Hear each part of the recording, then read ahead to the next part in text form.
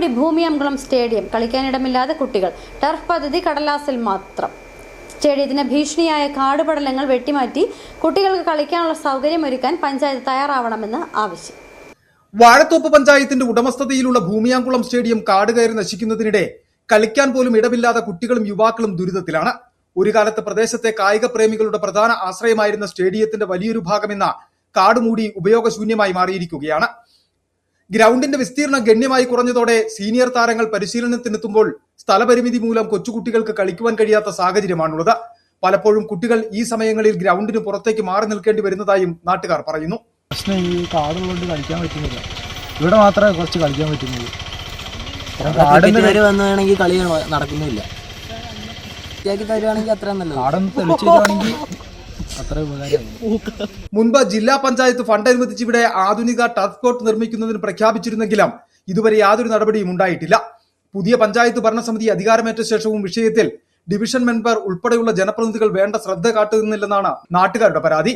ഭൂമിയാംകുളം tourism കേന്ദ്രം കൂടിയായിട്ടും അടിസ്ഥാന സൗകര്യ വികസനത്തിൽ പ്രദേശം അവഗണിക്കപ്പെടുകയാണെന്ന് നാട്ടുകാർ ആരോപിക്കുന്നു.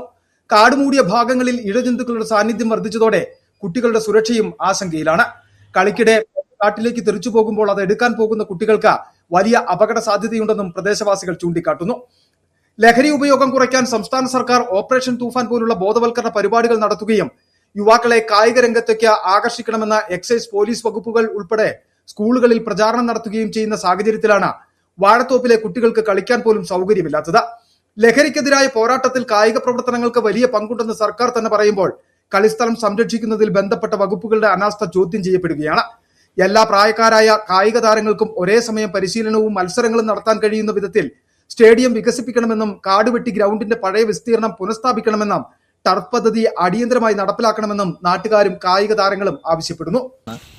ഇവിടെ ഒന്ന് നമ്മൾ ക്ലീൻ ആക്കിയതായിരുന്നു, പിന്നെ അത് മഴ വന്നപ്പോൾ പിന്നെ വലിയ കാടൊക്കെ വളർന്നു.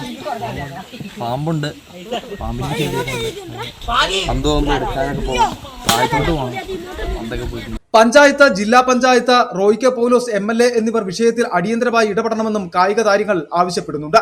City vision, Idukki.